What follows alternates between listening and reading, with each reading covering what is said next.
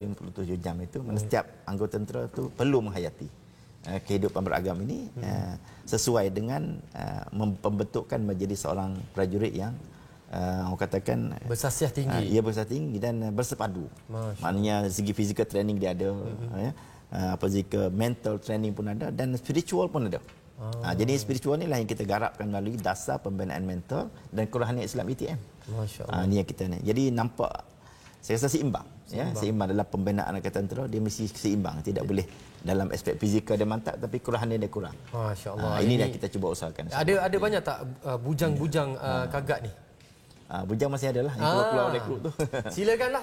Ada yang cari calon menantu kan. Calon menantu calon isteri tak boleh. Biasa dia tak boleh anggota lain kahwin dengan Kagat. Boleh kan? Boleh. Ramai yang kahwin Kagat. Oh, ramai. Ada peluang dekat rumah tu senyum dah. Masya-Allah. Jadi itu untuk yang Islam, yang belum Islam pula macam mana? Adakah ditekankan juga dasar 857 jam ni? Sebenarnya lebih pada Muslim lah. Lebih pada anggota Muslim, tetapi bagi anggota non-Muslim pula kita tekankan pendidikan moral dan etika. Ini dikendalikan oleh core pendidikan dalam angkatan tentera. Kita ada satu core lagi, nama core pendidikan. Ini juga diwajibkan mereka mengikuti pendidikan moral dan etika yang diberi pengajarannya oleh core pendidikan. Ini untuk non-Muslim dalam angkatan tentera kita, insya-Allah. Baik, syukur alhamdulillah kita tengok anggota kita solat berjemaah dan sebagainya dan mutan dan sebagainya di mana saja dia berada, solat perlu dilaksanakan, didirikan. Dan kita lihat Datuk, sejarah silam membuktikan juga agama Islam juga terbina dengan beberapa siri memperjuangkan agama melalui siri peperangan dan sebagainya. Tapi yang ditekankan dalam Islam bukan saya nak berperang tu, tapi yang perlu ditekankan ada kekuatan sasiah diri. Dan bagaimana Datuk melihat kekuatan sasiah ni dapat membentuk anggota yang lebih kuat dari segi fizikalnya? Kalau kita merujuk kepada sejarah pembentukan Angkatan Tentera Malaysia, Angkatan Tentera Islam pada zaman Rasulullah dan juga zaman sahabat, di mana penekanan diberi kepada elemen kerohanian. Contohnya Salahuddin Al-Ayyubi sebagai contoh, kita katakan ketika mana dia melawat khemah-khemah tentera dalam situasi peperangan, dia akan melihat khemah mana yang ada solat, mereka bangun sedang baca Quran, maka dia kata inilah sumber-sumber kekuatan kemenangan tenteraku. Jadi maknanya dia memberikan kredit yang cukup baik kepada anggotanya yang menghayati dan menjiwai ibadat. Yalah, inilah kita cuba bawa kepada tentera kita. Maknanya di mana saja tentera kita ni berada, kita akan kita bina surau Medan, dan kita keluarkan buku panduan ibadat di Medan namanya. Ibadat di medan perang lah. Maksudnya tak semestinya perang. Maknanya waktu dia berada di Medan, dia ada panduan macam mana dia ada beribadat. Contohnya jamak qasar, kita ke mana dia dalam operasi, kemudian menyapu di atas kasut, berwudu. Itu semua al-mas'al al-khafain, tayammum, dan semua latihan-latihan ini kita ajar kepada mereka supaya mereka berupaya melaksanakan ibadat dalam apa jua keadaan sekalipun. Ini yang kita laksanakan. Kalau di luar masyarakat didedahkan dengan kafar. Kalau bagi anggota ada penekanan apa? FIFA. Alik pernah dengar FIFA pernah dengar FIFA. FIFA ni laksana satu sistem pendidikan fardu ain. Ni FIFA bukan bola sepak punya FIFA ni. FIFA ni pendidikan Islam dan fardu ain.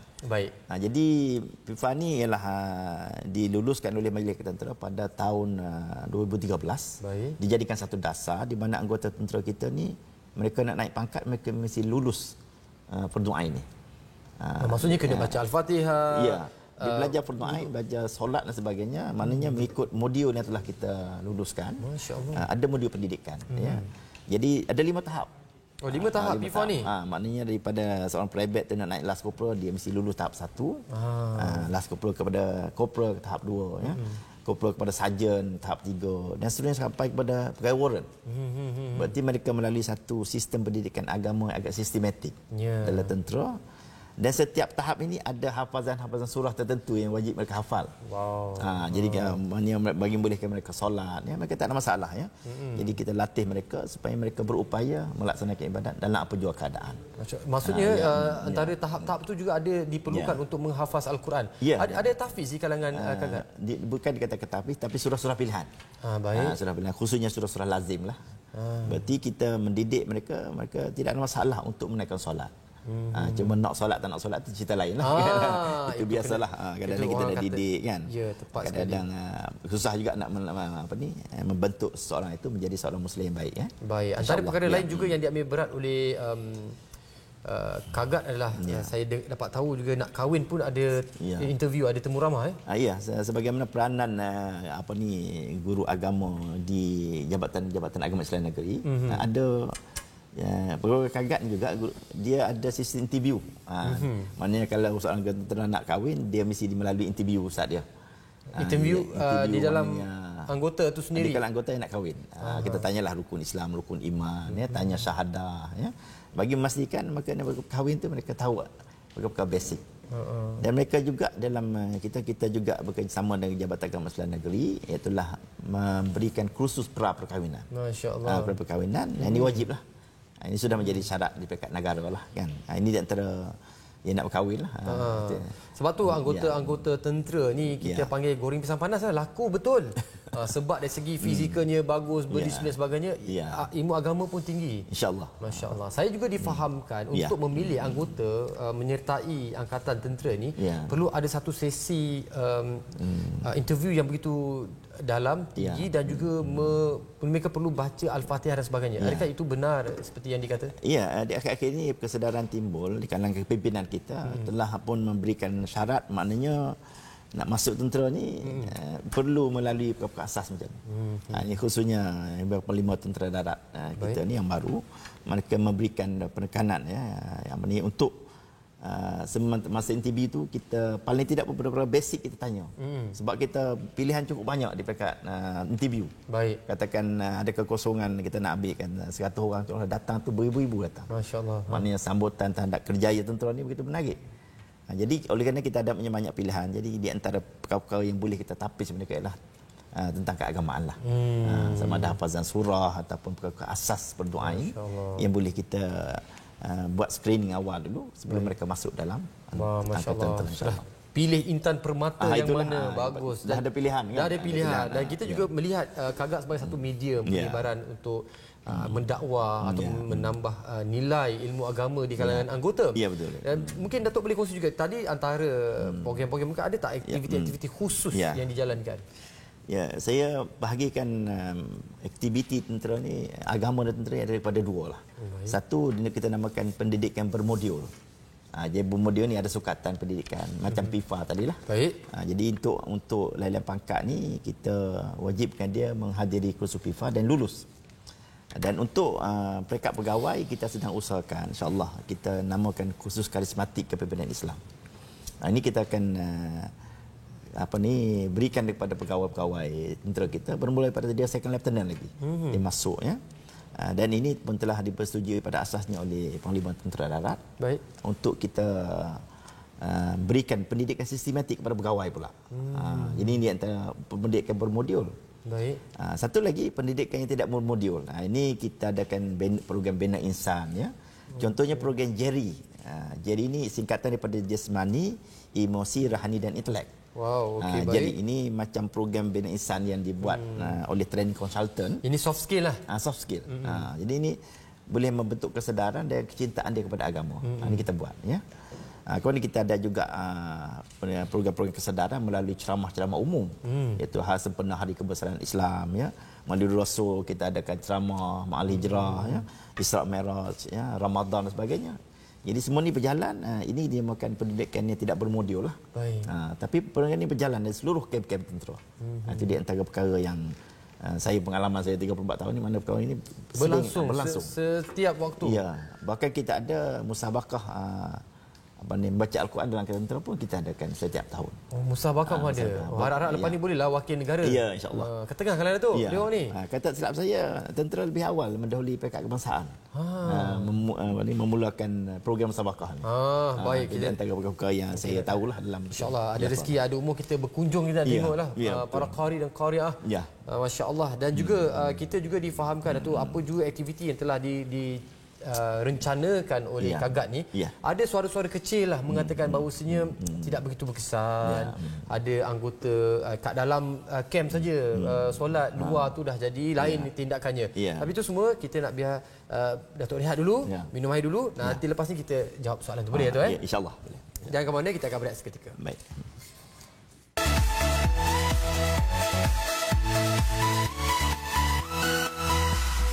Jom masuk PIKAMS. Sambung pengajian peringkat diploma dan ijazah dengan beasiswa penuh MAIWP.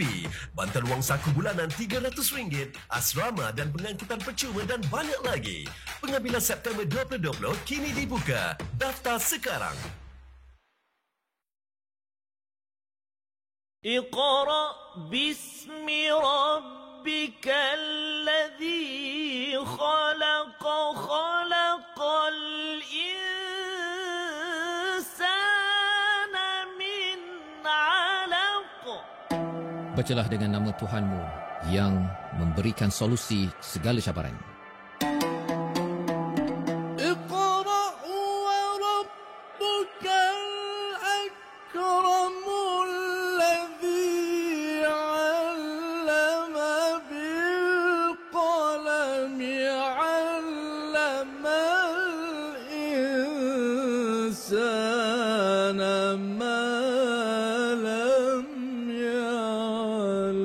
Bacalah agar kita dimuliakan. Baca, faham, amal. Saksikan My Quran Time setiap hari dibawakan khas oleh Mofax. Satu-satunya sahabat Nabi Muhammad sallallahu alaihi wasallam yang namanya disebut dalam Al-Quran. Tokoh ini pada asalnya, pada awalnya sangat memusuhi Islam. Apabila saya sebutkan namanya, orang mesti tahu. Wajahnya seperti wajah Nabi Muhammad sallallahu alaihi wasallam. Salah seorang daripada 5 orang itu, ada sahabat Nabi yang terkenal apabila Rasulullah menatap wajahnya saja tertawa Rasulullah.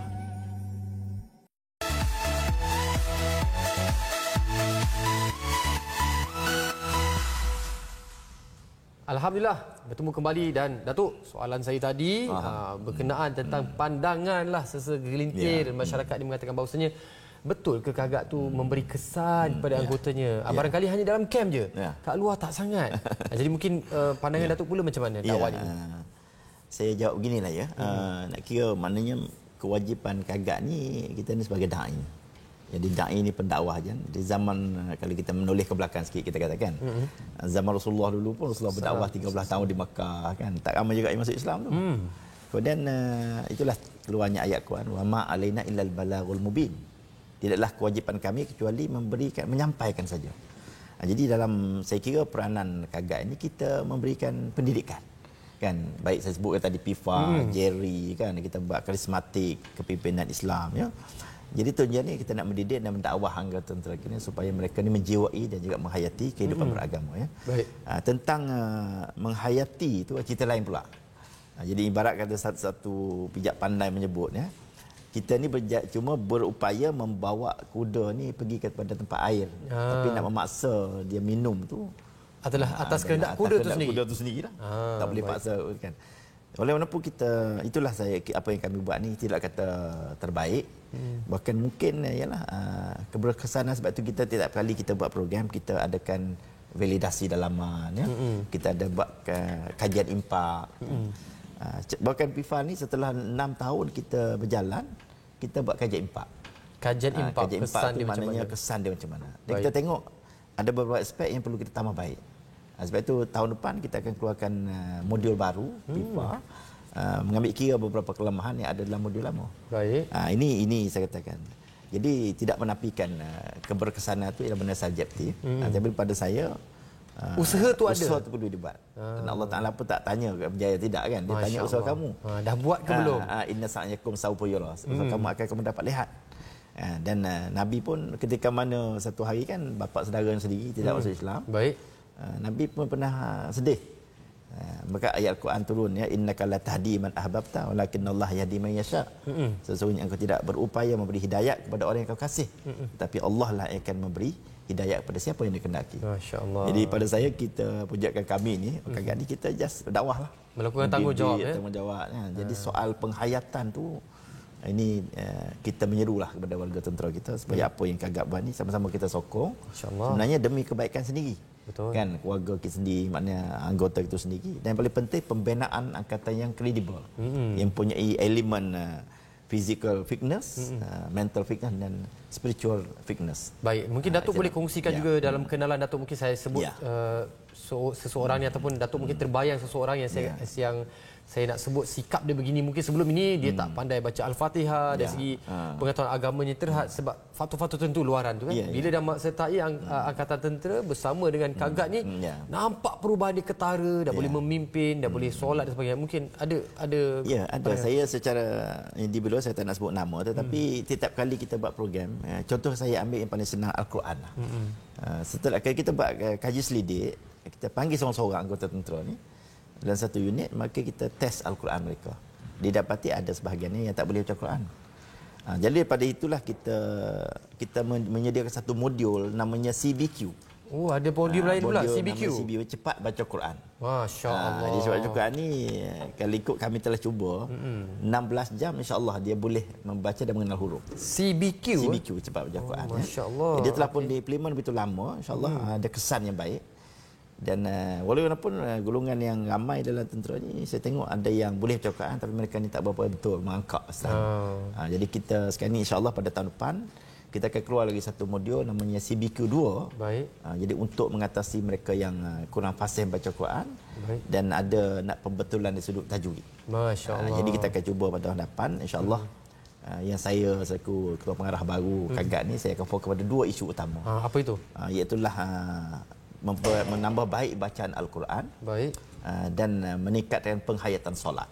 Masya-Allah. Jadi pada saya kalau warga tentera kita ni betul-betul dapat perform dua perkara ni, saya happy lah. Masya-Allah. Ini adalah tunjang dia. Tunjang dia. Masya-Allah. Baik. Ya, jadi kalau kita tengok apa yang Datuk usahakan, insya-Allah Allah pasti melihat dan melihat ini adalah kerja-kerja dakwah dai ni. Dan ada tak dari segi aspek, saya faham dalam anggota tentera dan sebagainya ada pelbagai bangsa. Ada tak yang tertarik dengan disiplin umat Islam, dakwahnya, sikapnya, sasiahnya, ada tak ada yang memeluk Islam? Boleh saya katakan ya. Dalam ketenteraan kita ni ramai yang memeluk Islam lah. Ramai juga ya. Saya tak nak sebut angkanya lah. Ya, baik. Tapi ramai, terutama sekali di Malaysia Timur, mereka ni barangkali disebabkan pergaulan rakan sepasukan ni, mereka macam integrasi kaum dalam tentera ni begitu baik pada saya. Boleh dicontohi di luar. Baik. Jadi pada situ mereka bergaul harian, mereka melihat apa yang tentera Islam kita buat sebagainya ya. Ramai tertarik dan telah ramai yang masuk Islam juga. Dan di sinilah kita memberikan pendidikan khusus kepada mereka untuk kita makan pendudukan saudara barulah. Kita juga ada modul-modul tertentu dengan kerjasama daripada Perkim dan Jabatan-Jabatan Konsulan Negeri. Kita hantar mereka untuk berkursus. Masya-Allah. Dari pendidikan anggota yang baru masuk Islam. Baik, maksudnya pada mereka yang saudara baru juga diambil berat dan diambil kira, beri perhatian, syukur. Dan dari segi aspek, saya nak mengimbau balik sejarah kepimpinan peperangan yang dipimpin oleh Nabi Muhammad SAW. Jihad ni ada satu perkara yang sangat tinggi dan dalam nilainya. Tapi masyarakat hari ini, penduduk dunia yang belum mengenal Islam sangat-sangat ni, dia rasa jihad dia satu benda yang menakutkan. Even kita pun sebagai umat Islam tidak begitu menjiwai jihad ni. Bagaimana peranan Kagak nak maklumkan kepada anggota tentera, kita berjaya bukan nak suruh berkorban nyawa untuk di dalam medan peperangan, tapi nilai jihad tu perlu ada.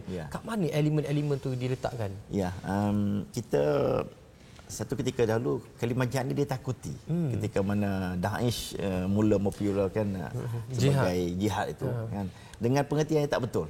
Jadi akhirnya alhamdulillah kita memperbetulkan bahawa pendidikan jihad ni sebenarnya jihad ni tak semestinya holy war.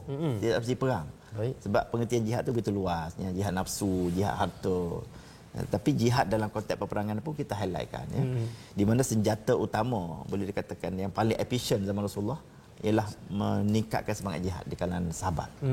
Menyebabkan mereka mempunyai kekuatan yang tersendiri yang tidak boleh dikalah oleh musuh. Baik. Kerana mereka ni boleh jihad, mereka ada hubungan dengan syahid. Kerana boleh jihad ni ada maknanya terlalu dekat dengan syahid. Jadi sebab itu tentera Islam itu tidak pernah takut kepada mati. Masya Kan? Allah. Itu sebagaimana kata silap saya, Sayyidina Umar pernah berhadapan dengan panglima tentera Rom. Dia kata, aku bawa tentera aku yang mencintai mati sebagaimana tentera kamu mencintai hidup. Masya Allah. Itu Cuak dia dengar. Dia peninglah dengar kan. Jadi itulah, dan inilah kita semangat. Namun demikian kita tidak terlalu boros membawa kalimah jihad ini kepada tentera, takut timbul fanatik sebagainya. Tapi kita memberi kesedaran bahawa kalimah jihad ini perlu diterapkan apabila satu keadaan nanti kita memerlukannya. Kita menggunakan semangat ini untuk kita melawan musuh. Ini satu benda yang penting dalam angkatan tentera kita lah. Jihad itu bukan untuk membenci, jihad itu adalah mencintai sebenarnya, mencintai agama sendiri. Semangat juang yang perlu ditanamkan supaya mereka bersemangat untuk menghadapi peperangan. Baik, tadi kita menarik juga bila Datuk sentuh ada yang belum Islam, bila dengar semangat jihad ni, ada tak mereka rasa macam tak sesuai lah ni Datuk, jihad ni sebab kita ada pelbagai bangsa kaum dan sebagainya. Macam mana tu Datuk nak ada juga persepsi begitu pada permulaannya, tapi kita terangkan bahawa jihad ni bukan hanya peperangan. Baik. Jihad ini adalah satu benda yang begitu luas pengertiannya. Jadi akhirnya mereka memahami bahawa kita pun tidak pernah ada yang ekstrim dalam tentera kita, kecuali 1-2 kejadian seperti mana dulu kan kita kata al-maunah sebagainya, kan itu elemen ekstrim. Dan ini tidak kita perakui sebagai jihad. Ini namanya jahat. Bukan jihad. Jadi ini kita tak terima kan. Tentera pun memang dianggap menjadi satu jenayah dalam tentera kan. Tapi yang jihad yang kita cuba masukkan ni ialah elemen jihad yang membawa semangat juang, yang akan memberikan semangat untuk mereka menghadapi musuh ketika mana mereka diperlukan. Kalau tengok semangat yang Datuk katakan ni, saya rasa kalau yang belum Islam pasti rasa macam sesuatu yang nak dikenal ataupun nak dieksplorasi tentang Islam ni. Ada tak anggota-anggota yang dia belum Islam tapi dia nak sertai aktiviti-aktiviti yang dianjurkan oleh Kagat? Ya, alhamdulillah. Selain pada moral dan etika yang saya sebutkan tadi, pada permulaan pendidikan moral dan etika ini diperkenalkan, Kagat dulu yang mengajar mereka. Baik. Sebelum diserahkan kepada pendidikan. Jadi alhamdulillah mereka menyertai dan tidak ada unsur-unsur prejudis ketika mana kita mengajar moral dan etika. Kerana kita sebenarnya membawa universal values yang ada dalam Islam itu sendiri, iaitulah Islam mengajar benda-benda baik. Ini alhamdulillah. Dan satu program yang kita perkenalkan dalam 5-6 tahun yang lepas, iaitulah namanya OP Perisai Akidah. Jadi Operasi Perisai Akidah. Perisai Akidah. Jadi ini ekoran daripada timbulnya soalan da'i sebagainya. Jadi kami diarahkan oleh pihak kepimpinan pengurusan tertinggi ATM supaya membuat satu program untuk membentengi tentera kita supaya jangan terpengaruh dengan akidah-akidah yang tak betul. Contohnya Daesh lah, yang paling bahaya sekali Daesh. Jadi alhamdulillah kita, bila saya sendiri pun turun di pasukan ke division brigade, kita membuat roadshow. Kita akan panggil semua dalam satu dewan yang besar, dan ketika itu kita tidak limit kepada Muslim saja. Anggota tentera yang non-Muslim pun mereka dijemput sama untuk mendengar apa itu akidah yang betul.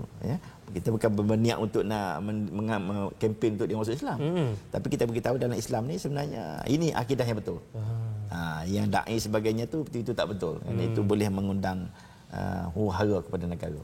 Jadi dengan kata lain, maknanya non-Muslim dalam tentera ni mereka terbuka, mereka boleh menyertai mana-mana aktiviti keagamaan kalau dia maulah. Tapi tidak ada unsur-unsur paksaan lah. Mereka ini terbuka pada sangat harmoni. Ya, sangat harmoni. Syukur alhamdulillah. Dan menyentuh tentang Daesh tu Datuk, ada tak elemen-elemen luaran yang boleh mempengaruhi lah. Jadi kita nak tengok kat mana peranan Kagat bagi membendung anasir-anasir macam Daesh, intifada yang tidak sepatutnya berlaku, pengaruh-pengaruh untuk lakukan provokasi agama dalam negara kita, sebab anggota ni penting. Kalau mereka terusik, jiwa mereka terganggu, mereka juga akan boleh ialah manusia biasa juga kan. Macam mana Kagat boleh membentuk satu benteng dalam memelihara akidah mereka ni? Dalam soal membendung akidah-akidah seumpama ini, kita bekerjasama dengan bahagian staf perisikan Angkatan Tentera. Ada perisikan. Jadi kita pernah bersama dalam program OP Pisawira.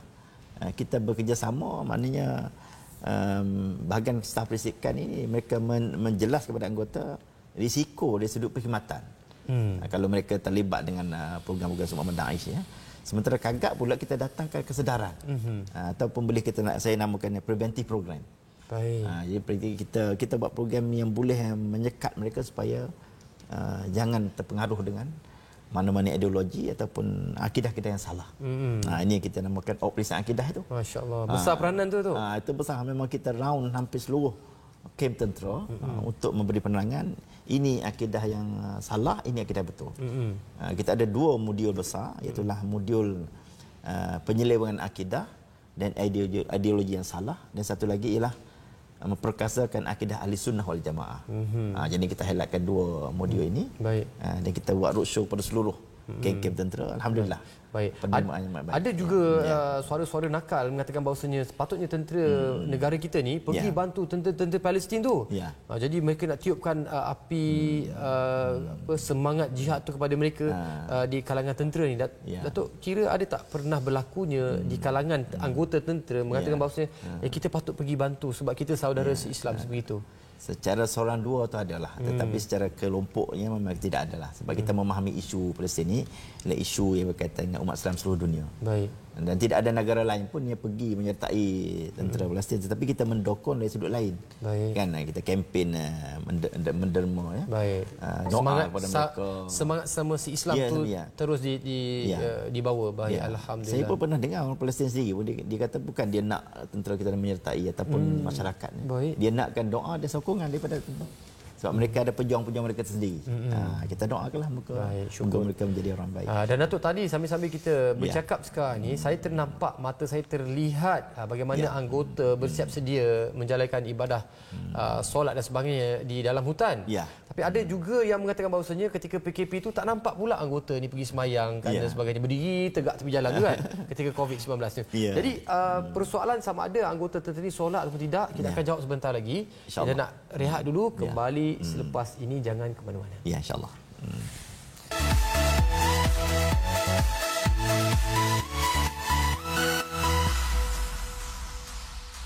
Kain tak perlu gosok-gosok, buatkan orang tengok-tengok. Hijabah Nabi, tutup pilihan hati-hati. Sarung nampak cantik dan manis, macam-macam corak, macam-macam color, banyak pilihan sedia ada. Hai, Assalamualaikum warahmatullahi wabarakatuh. Apa khabar penonton setia TV Al Hijrah? Anda bersama kami dalam Assalamualaikum. Banyak topik yang akan kita bincangkan pada hari ini.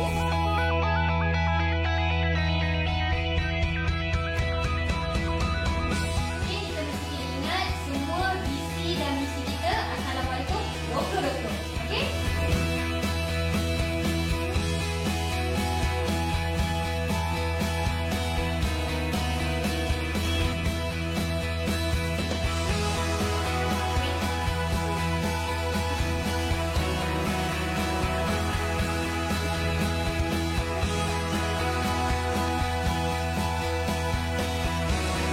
Assalamualaikum warahmatullahi wabarakatuh. Apa khabar penonton setia TV Al Hijrah?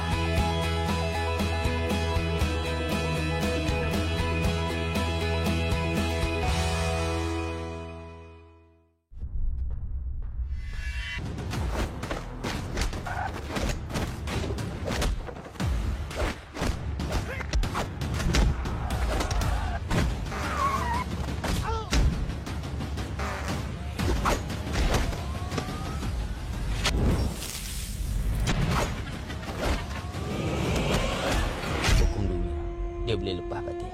Tapi hukum akhirat, hukum Allah, dia takkan lepas Patih.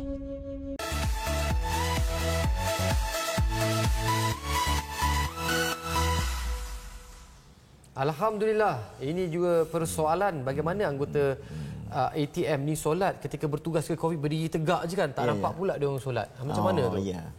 Kali mereka tengok tu masa mereka bertugas sekali. Tetapi sebenarnya ini saya dah sebutkan bahawa setiap kali anggota tentera kita sama ada darat, laut dan udara, mereka ni di mana saja mereka ada bertugas, mereka akan membina surau medan. Surau medan? Surau medan. Artinya ada satu tempat solat yang kecil. Jadi mereka akan sembahyang ketika mana mereka berehat. Jadi waktu mereka bertugas tu mungkin masyarakat melihat ketika mana mereka bertugas. Kan? Jadi ketika mereka solat ini, kita sediakan sampai kepada sejadah medan pun kita siapkan.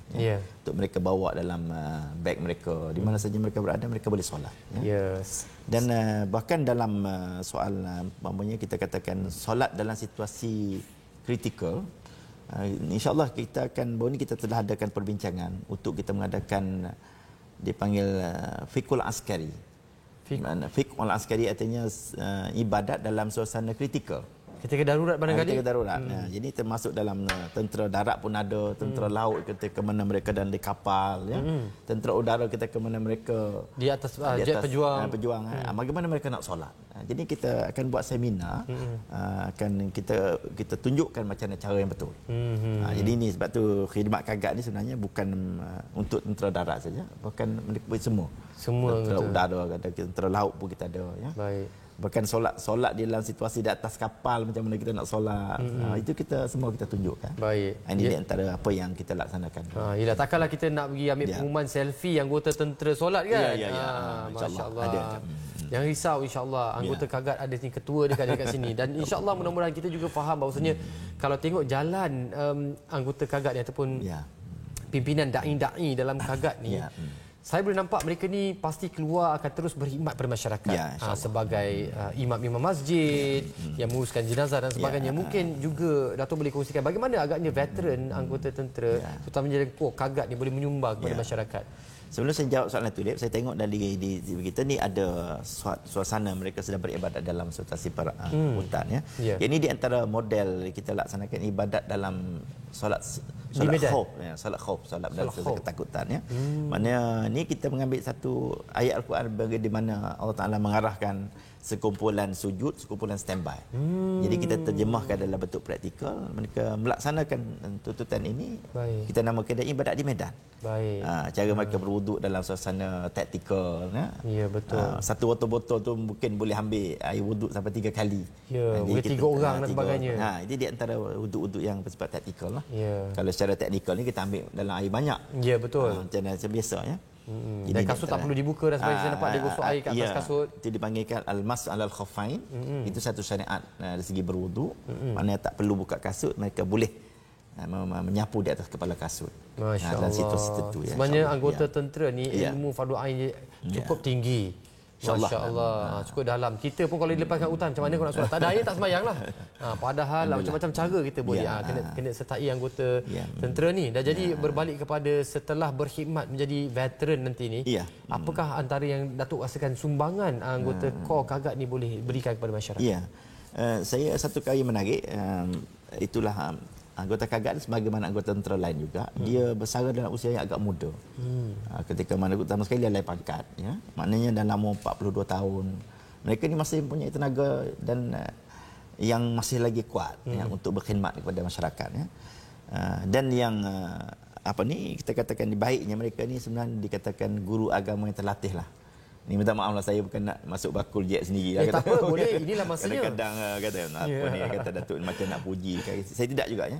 Tapi saya cerita realitinya. Maknanya mereka ni terlatih daripada mereka mula masuk Kagat sampailah mereka keluar daripada perkhidmatan tu.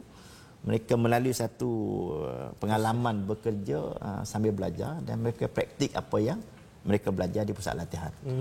Contohnya pengurusan jenazah, ya, menjadi imam, menguruskan masjid, menguruskan halewan nikah cerai rojo, kaunseling dan sebagainya. Jadi latihan ini berjalan secara natural dan akhirnya mereka lahir sebagai seorang yang berkebolehan lah. Yang inilah saya kira apabila mereka bersara, mereka masih mempunyai peluang cukup banyak untuk berkhidmat masyarakat. Bahkan berlaku dah sebahagian pada banyak di perkampungan di taman-taman anggota kita menjadi imam, jadi AJK masjid, ya. Bahkan dia menariknya ni, saya ada satu agensi iaitu Felda. Baik. Felda ni telah macam ada kontrak dengan kita lah. Dia mengambil anggota Kagat ni selama setakat ni 22 orang dah. Mereka ambil anggota Kagat ini untuk ditempatkan di dalam Felda sebagai guru agama mereka. Itu veteran, untuk veteran. Veteran lah tu. Veteran Kagat. Ini di antara peranan veteran Kagat ni sampai menjangkau kepada di luar. Tinggi nilainya Kagat ni. InsyaAllah mesti, insyaAllah dalam hatinya ada iman di mana saja Allah akan jaga dan pelihara. Dan pastinya veteran-veteran ini juga tidak terlepas daripada mereka-mereka yang barangkali keluar dan tidak ada peluang sebaik yang telah Datuk nyatakan tu kan. Adakah ada sebarang bentuk bantuan, mungkin kita tahu tabung pahlawan baru ini dilancarkan. Adakah mereka tergolong dan golongan yang mendapat bantuan, ada persatuan dan sebagainya? Kita telah menubuhkan Persatuan Veteran Kagak. Dah daftar dengan Jeff dah. Alhamdulillah dah dapat nombor pendaftaran. Jadi kita sebenarnya bukan mengharapkan bantuan di sini, tetapi kita lebih kepada kita akan memberi sumbangan kepada masyarakat, ya. Khususnya dalam aspek yang kita ada kemahiran lah, itulah keagamaan lah sudah tentunya, ya. Jadi kita mengharapkan bekas anggota Kagak ini diguna pakai oleh masyarakat. Mereka ada kemahiran dan mereka bersedia, ya. Dan juga saya juga menyerulah rakan-rakan saya yang telah bersara daripada Kagak ini untuk mereka terus memberi khidmat. Baik menjadi imam ke, menjadi khatib ke, menjadi guru agama di mana saja mereka diperlukan. Bahkan saya mendapat maklumat bahawa dari segi menghidupkan kuliah-kuliah di taman-taman, di masjid surau, di seluruh negara sebahagiannya adalah Kagak, ya. Mereka terlatih di sudut memberi pendidikan. Kerana saya kata begitu, ketika mana mereka masuk saja tentera, mereka berhadapan dengan orang yang telah dewasa. Jadi akhirnya mereka terlatih. Kalau misalnya minta maaf lah, kalau guru sekolah tu dia berhadapan dengan kanak-kanak kan, kanak-kanak. Jadi mereka ni masuk saja di hadapan mereka ialah orang dewasa. Macam Cakarina, macam disiplin. Mereka terlatih dengan demikian. Alhamdulillah setakat ni mereka ada kemahiran untuk memberikan dakwah tarbiyah kepada masyarakat. InsyaAllah. Ya. Dan bercakap tentang memberi sumbangan, selain daripada anggota Kagak, memberi sumbangan kepada masyarakat. Dan semestinya tanggungjawab masyarakat juga memberi sumbangan kepada tabung pahlawan. Ada yang mungkin tak pasti lagi, patut ke nak bagi ke tabung pahlawan ni? Mereka kuat, gagah, perkasa, kita bagi tempat lain lah. Jadi segi sumbangan tu ada tak kelebihan? Mungkin dari segi sudut pandangan Islamnya kita tahu banyak pahala dan ganjarannya. Mungkin hari ini Datuk nak kongsikan juga apakah lagi antara yang telah dijanjikan Allah. Saya dalam situasi kita melancarkan tabung Hari Pahlawan, saya rasa ini peluang untuk beribadah, peluang untuk bersedekah, ya. Baik dia tak kira apa golongan, sama ada muslim dan muslim pun mungkin ada perkiraan masing-masing, ya. Jadi saya kira ini peluang untuk kita memberi sokongan kepada para veteran kita. Yang mana veteran kita ini khususnya yang terlibat dengan masalah kesihatan, ya, mereka ini ada yang memerlukan bantuan yang dalam lingkungan tertentu, ya. Jadi sinilah datangnya peluang untuk kita menderma. Dan kalau saya nak menyokong hujah saya ini melalui ayat Quran dan hadis banyak. Katakan kelebihan menderma lah, ya. Saya teringat satu ayat yang kita pernah guna pakai untuk kita membuat kempen wakaf Al-Quran. Jadi ayat ini ayat surah Al-Baqarah ayat 261. Allah Taala berfirman, A'udzubillahi minasyaitonirrajim. Masalul ladzina yunfikuna fi sabilillah kamasali habbatin ambatat sab'a sanabila fi kulli sunbulatin mi'atu habbah. Wallahu yudha'ifu liman yasha. Ila akhiril ayat. Allah mengatakan perumpamaan orang yang menderma di jalan Allah ini seolah-olah dia menanam sebiji benih dan menumbuhkan satu pohon di mana pohon itu ada 7 dahan. Setiap dahan itu ada 100 biji buah. Allah kata, jadi bayangkan kalau umpama kita menderma RM1 pada tabung pahlawan kita umpama begitu, ya. Seolah kita mendapat pahala 700. Ini dia kali ganda. 700 kali ganda. Ini bukan sembarangan janji, bukan sembarangan janji. Allah janji. Jadi kita katakan infak fisabilillah. Yunfikuna fisabilillah artinya kita infak, artinya kita menyumbang kerana Allah. Kerana kita menolong orang susah. Itu dipanggil infak kerana Allah, ya. Jadi di kalangan veteran kita ni ada yang susah, ada yang memerlukan bantuan, ada yang sakit. Bahkan ada anggota kita yang dalam operasi dahulu mereka ada yang putus kaki, cedera dan sebagainya. Jadi mereka ini sebenarnya memerlukan bantuan daripada masyarakat. Jadi kita menyerulah dalam peringkat awal ni, mungkin lepas ini mungkin saya cakap lagi bahawa setiap apa yang mereka derma itu ada nilai si agama. Bahkan satu lagi kalau saya nampak hadis, ada yang cukup popular. Ya, apa tu? Itulah hadisnya iza mata ibnu adam in qata amaluhu illa min salasin. Nabi kata apabila matinya seorang anak Adam itu maka terputuslah amalannya kecuali 3 perkara. Dalam 3 ini Nabi sebut sedekah jariyah. Nabi mulakan dengan sedekah dulu. Mana sedekah jariyah? Kan, sedekah yang mana pahalanya sentiasa berterusan, ya. Selain pada ilmu yuntafa'u bihi aw waladun soleh yad'ulah. Ilmu yang diberi manfaat, ya. Tadi ilmu yang manfaat tadi ialah contohnya warga tentera kita yang masih mampu memberi khidmat. Contoh macam kau Kagak ni lah, mengajar mengaji, uruskan jenazah. Ya, kita ada ilmu. Kita masih memanfaatkan ilmu.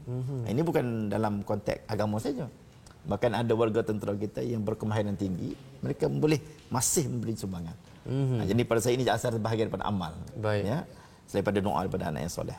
Tapi apa yang saya nak tekankan sempena dengan kempen tabung pahlawan kita ni ialah ambil perkataan sedekah jariah itu. Ini peluang untuk kadang-kadang kita derma tu bukan untuk kita, untuk mak ayah kita. Kadang-kadang kita tak perasan kita bagi derma masih lagi boleh menyumbang kepada mak ayah kita yang ada dalam kubur. Jadi kata aku niat sedekah ini untuk ibuku, untuk ayahku. Tapi infak fisabilillah. Baik. Jadi ini saya kira di antara peluang-peluang yang banyak ya kalau saya nak bacakan kelebihan orang yang berderma ni banyak ya. Bahkan dalam catatan saya ni. Baik. Saya baca sikit lagi kan. Sila. Nak tahu saya tengah khusyuk mendengar antara pilihan sebab bila bersedekah ni kita fikir anak yatim dan sebagainya kan. Itu je yang terlintas. Tapi buat masa ni saya melihat pengorbanan dan apa yang diberikan oleh anggota tentu sangat tinggi. Silakan Datuk, apa antara kelebihan saya di sini ada disenaraikan saya sempat buat catatan ada 10 kelebihan orang bersedekah. Silakan saya nak dengar 10 tu saya catat. Pertama dia akan menguatkan iman dia. Iman dia akan jadi kuat. Bersedekah ni kenapa? Dia ada kaitan dengan iman.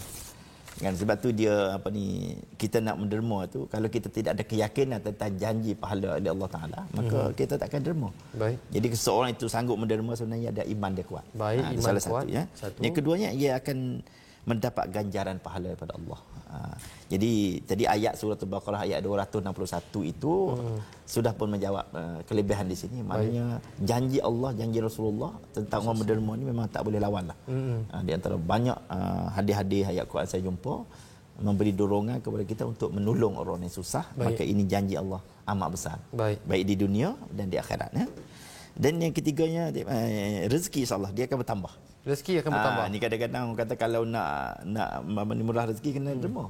Baik. Kan kadang kita susah umpama saya bulan ni duit dah tak ada kan. Dalam keadaan tak ada duit tu kita derma insya-Allah. Dan kita terbuka pintu rezeki. Baik, kepada mereka yang tertanya-tanya apakah lagi sebahagian daripada kelebihan bersedekah ni ada 10 Datuk kan? Ada 10. Baik, kita ada 7 lagi akan kita sambung selepas ini Datuk. Insya-Allah. Jangan ke mana? 7 lagi. Peluang ni. To be continue. Insya-Allah.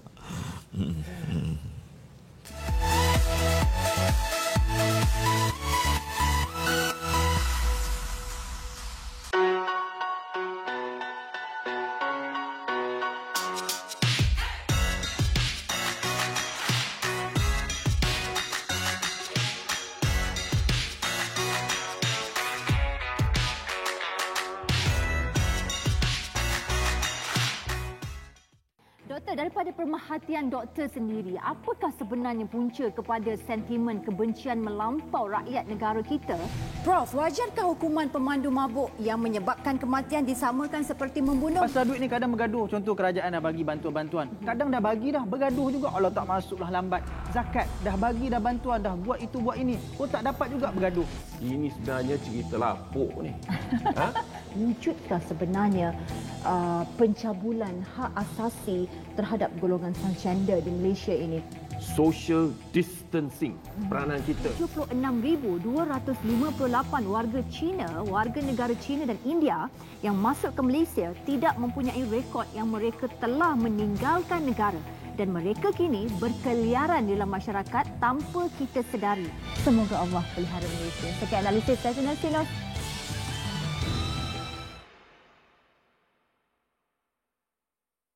Semua yang ada Allah yang punya.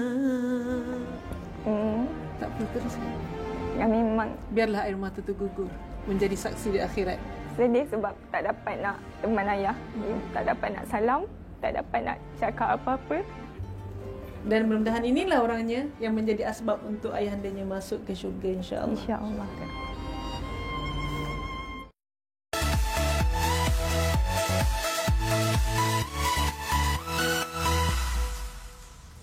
Syukur yang mana Amir Pen tadi mencatat 3 kan, lagi 7 lagi ni Datuk. Antara kelebihan orang yang bersedekah, berinfak. Baik, saya sambung terus ya. Tadi saya sebut 3 ya. Yang keempat ni kita kata menyembuhkan penyakit. Ini maknanya orang tak perasan ya. Maknanya dia bersedekah itu sebenarnya Allah Taala memberikan satu kenyembuhan penyakit. Ini yang kita tak nampak. Tapi sebab itulah ada setengah penyakit tu dia pergi jumpa ustaz, dia kata apa ubat ni nak dapat ni? Dia kata bersedekah. Kan banyakkan bersedekah. Maka ini akan menyebabkan penyakit itu dengan izin Allah Taala. Dengan izin Allah Taala. Ya, itu salah satu sebab musabab. Ya. Baik. Yang kelima itulah ketenangan hati. Ketenangan. Ini ramai orang ni. Ketenangan hati artinya dia masa tenang jiwa dia. Sebab bila kita memberi sebenarnya hati kita tenang. Masya-Allah. Daripada kita meminta hati kita gelisah. Baik. Kalau kita memberi insya-Allah itu di antara kita rasa puas bila kita boleh membantu orang. Ramai yang mencari ketenangan. Kita ada tabung pahlawan insya-Allah. Dan seterusnya melahirkan rasa syukur. Jadi sebenarnya bila kita menderma sebenarnya kita menzahirkan kesyukuran kita terhadap Allah Taala bagi nikmat rezeki. Jadi insya-Allah kita berkongsi rezeki ini dengan orang lain, itu tanda kita bersyukur ya. Baik. Seterusnya ya terhindar daripada sifat kedekut. Kikir kan. Kedekut. Maknanya kita berupaya melawan sifat kedekut kita. Haji bakhil tu. Lebih haji kedekut. Jadi ni maknanya kita kan tapi jangan tiru haji bakhil lah. Bila derma dia bagi RM1 aja. RM1 je. Itu dia tengok cikgu. Dia tengok cikgu. Dia kata budak-budak kecil tak boleh pakai duit banyak. Daripada saya kita galakkan warga masyarakat kita menderma jangan RM1 lah. Kurang-kurangnya RM5 lah. RM10 pun lagi bagus. Baik. Ya.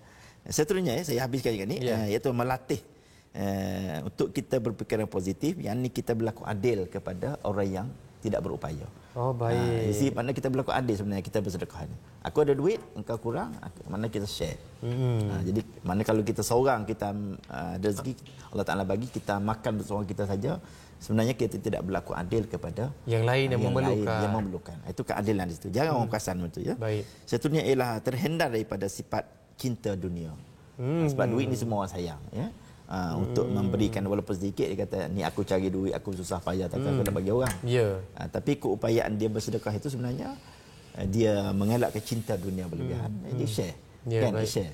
Tepat sekali. Lelas sekali dia itulah kita jauh daripada sifat sombong. Maknanya kalau kita ni ada duit aku main sombong sikitlah. Kan tapi apabila kita memberi, sebab tu kalau kita berjiran dengan orang miskin, kita orang kaya umpamanya kita beri itu sebenarnya orang miskin tu kata orang kaya ni tak sombong. Kenapa dia sanggup share? Kalau bagi sikit, share rezeki. Baik. Jadi dengan sendirinya sifat sombong tak akan terhakis. Sebab itu ada yang mengatakan bahawasanya duit ni kalau boleh jangan letak di hati, letak kat tangan. Lagi bagus letak dalam tabung pahlawan. Itu yang terbaik sebenarnya. Jadi Datuk mungkin di penghujung ni Datuk mungkin nak berkongsi sikit seruan sarana daripada semua yang sedang menonton ni berfikir masya-Allah inilah waktunya untuk kita berkongsi rezeki menyumbang semula kepada anggota-anggota veteran ATM yang telah banyak berjuang, duduk di dalam hutan, kita tahu tinggalkan keluarga. Walaupun memang tidak berperang tapi mereka berperang dengan emosi mereka sendiri. Jadi mungkin Datuk boleh kongsikan kata-kata Datuk kepada mereka semua. Terima kasih. Dalam konteks Rawian Hari Pahlawan ni sebenarnya apa yang kita masyarakat boleh bantu ialah sebenarnya lebih kepada mengenang jasa. Kan menghargai apa yang pahlawan-pahlawan kita telah sumbang kepada negara ya. Kadang-kadang orang tak perasan tentera kita sebenarnya berpenat lelah, bergadai nyawa di mana saja ada sebagai yang confirm mereka ni adanya orang yang cedera dalam medan peperangan. Jadi bagaimana kita nak menghargai mereka? Apalah salah apa yang banyak sangat kita bagi ya dalam RM10, RM5, RM10 dan saya tengok dalam senarai itu ada sampai 100 kan. Mungkin kalau kita pergi bawa anak makan KFC sekali pun dah mungkin sampai 780 dah. Betul. Kan? Tapi apa salahnya RM10 kita derma di atas apa yang saya sebut tadi ialah mengenang jasa mereka dan menghargai pengorbanan mereka. Baik. Ini kalau ini dapat dipahami oleh masyarakat kita, insya-Allah mereka akan tidak akan sayang. Masya-Allah. Adanya tabung-tabung akan berada di hadapan mereka secara sekarang ni cara online pun boleh kan, banyak cara untuk kita menerima melalui tabung pahlawan ni ya. Ini di antara, dan ingat kalau anggota tentera sendiri pun digalakkan mereka menerima juga. Kerana suatu hari mereka akan jadi veteran. Ya betul. Saya pun sedia akan jadi veteran. Kan mana saya perlu menerima. Anak-anak anggota pun boleh kan? Boleh. Digalakkan. Ya, mengenang jasa ayah mereka dulu. Baik. Ini pada saya suka menjerulah di akhir 60 minit kita bersama TV Hijrah ni. Baik. Sempena dengan rayuan Hari Pahlawan, kita sama-sama mendokong. InsyaAllah. Kita mendokong dan kita memastikan orang-orang yang berhajat di dalam kalangan veteran kita mendapat menikmati hasil sumbangan kita. InsyaAllah. Sebelum kita meninggal dunia lah. InsyaAllah. Ini mungkin tidak banyak mana yang kita boleh kongsikan. Yang penting usaha lagi. Baik. Jadi anda semua, marilah kita berkongsi sebenarnya. Ramai anggota Kagat yang berkhidmat untuk masyarakat ni Datuk. Dan ummah selepas mereka tamat tugas sebagai anggota tentera. Ramai juga sebenarnya yang kurang maklum bahawasanya anggota Kagat ni adalah sebenarnya merupakan para ustaz-ustazah. Yang Datuk katakan tadi di kalangan anggota tentera Malaysia ATM kita yang berpakaian seragam. Jadi ada yang menjadi imam masjid, ada yang mengetuai pengurusan jenazah, ajar mengaji, kitab-kitab, kuliah-kuliah subuh dan sebagainya.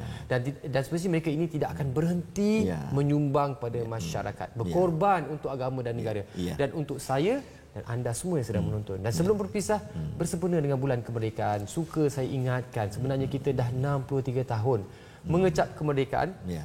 Maka inilah masanya kita menghargai pengorbanan yang telah dilakukan oleh perwira negara dengan menyumbangkan ke tabung pahlawan Angkatan Tentera Malaysia sekarang. Mari kita sama-sama tumpang pahala mereka ini menjadi satu aliran sungai di syurga nanti, insya-Allah, menerusi tabung Yayasan Veteran ETM yang tertera ini 5643 4262 2956 Maybank. Jadi sekian dahulu.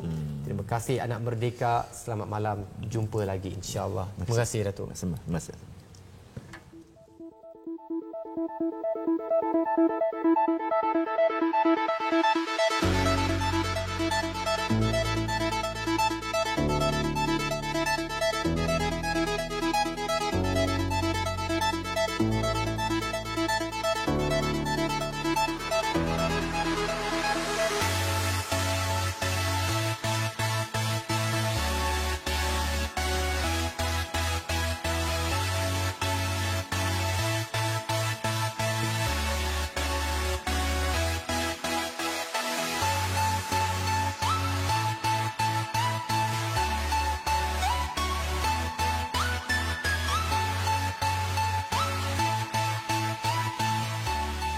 Ketika itu, aku hidup dalam dunia yang penuh dengan darah. Tapi, hatiku masih di sini, di tanah kelahiranku, yang takkan pernah lelah aku pertahankan.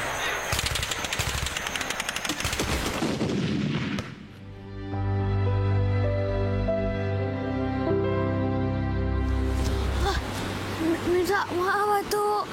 Akhirnya tak sengaja. Tak apa. Atuk cuma terkejut saja. Selagi nadi masih berdenyut, akan ku teruskan sisa perjuangan ini.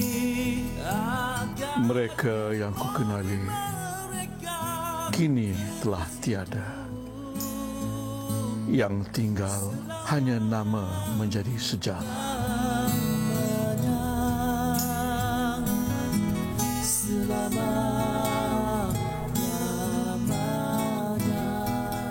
Mereka layak diberi penghormatan atas segala pengorbanan yang telah dilakukan. Bantulah mereka dengan menyumbang ke tabung pahlawan. Sumbangan boleh disalurkan ke akaun Maybank yang tertera di bawah.